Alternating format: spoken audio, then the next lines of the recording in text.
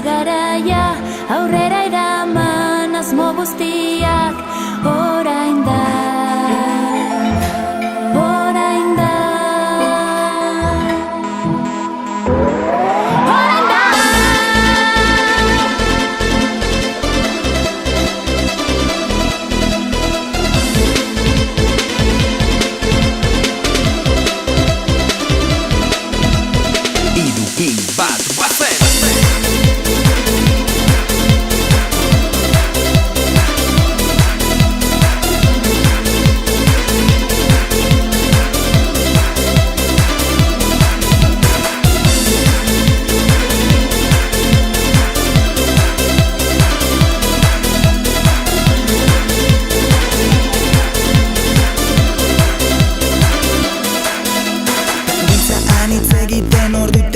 Finkatzen denbora luze galtzen uzten da.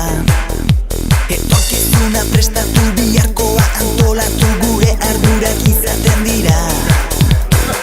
Orainan unotera, gozatzeko aukera, ta bizitzeko zoramena.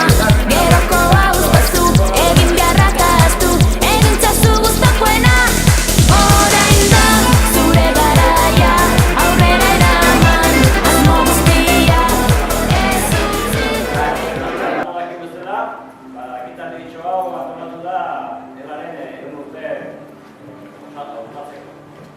Bi begira da, bat atzealdera, baloratzeko beste merituak, atzeko gure jendearen merituak, momentu oso gogorretan egin dutena ikusi.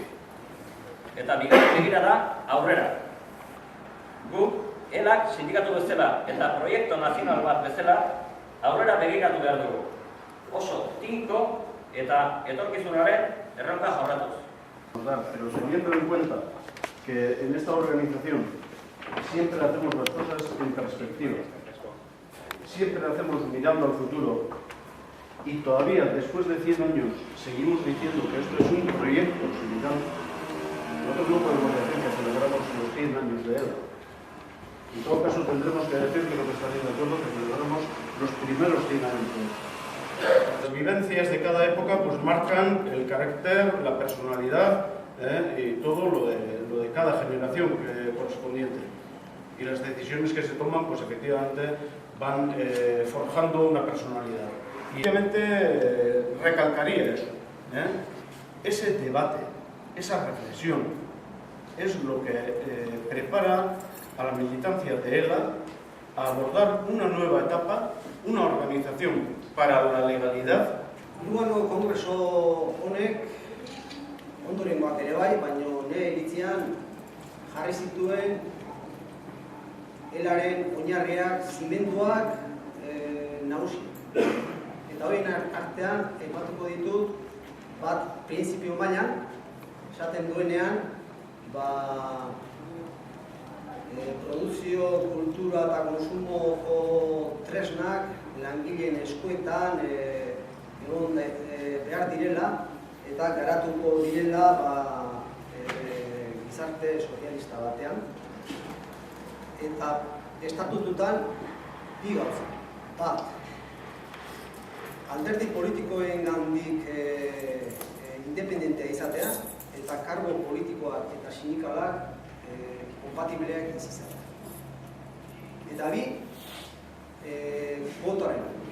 El año 76, finales o 7, al principio era cuando ya entramos los primeros jóvenes en el comité local. Nosotros veníamos de fábricas de talleres más pequeños y nuestra visión del tema no era lo que ellos pretendían que viésemos.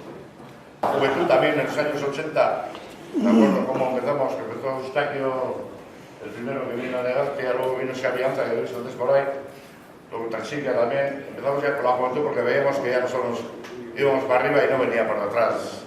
Aquello fue un acierto también. Bueno, y las formas y esto, pues bueno, 50.000 cosas que hemos hecho, ¿no? Para traer a la juventud no sabemos primero por dónde empezar. Hicimos una carta a todos, mirando el listado de afiliados, y a ver, ¿no sabes que si tiene hijos? Sí, venga, pues mandamos una carta para que nos mandasen los datos de los hijos qué estudios tenían, que esto es un trabajo de la hostia, hicimos unas fichas para controlar un poco ya este movimiento que había en la juventud. Nik nire esperientzia kontako dut, ni elan sartu nintzen noin dela 12 urte. Neraik, zaten lasko zaten bezala, izan zen militante bat, estandako delegatue, eta bueno, aleno guain intero nahiz fitxak egiten zituzuela eta hola, osea, ondo da. Eta bueno, nik ikusi ditena ELA mailan, organizazio mailan, hemen muchos marrones. Eta bueno, ikusi ditena militantzi gabe ELA ez dala ez. Osea, lasko zaten duen bezala hemen militantziz baldin bat zegoen, egon dana eta baldiz baldin badago gu ez gara ezer. Eta gu behar duguna da, hemendik aurrera hori, jende aktibo hauki izateo, hauek prozesuak dira, hemen krisisek 92eko eta hola, guain gare sartuta, gazte hauek krisis baten bastante fuertea, eta jende aktibo militantez baldin badaukagu, gordun, ELA, Angel Mari gizten duzela ez dara, ez dara gehiago beste urtea. Eta gure erronka ondina gazte bezala da hori, igual beste idea bat izango da hori, gure inguruko jendea hartu da ikusi, zein daun afiliatu eta bizik eukitzea, eta...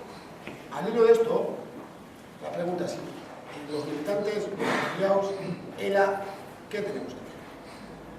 Pues tenemos que hacer una cosa muy sencilla, que es la que no pueden decir los trabajadores y la sociedad en general. Tenemos que estar muy cerca de la gente, muy cerca de la gente. Tenemos que organizar a los trabajadores, tenemos que sindicalizar las empresas, tenemos que ser referentes. Y eso, como bien ha dicho Héctor, si no tenemos estructuras, si no tenemos militancia, si no trabajamos muy cerca de la gente, algunas cosas nos saldrán bien, otras no tan bien, pero lo que está claro es que no hay otro camino. Los jóvenes, si los de antes han podido, nosotros también. Gora ELA. Orain da zure garaia, aurrera eraman asmo guztiak, orain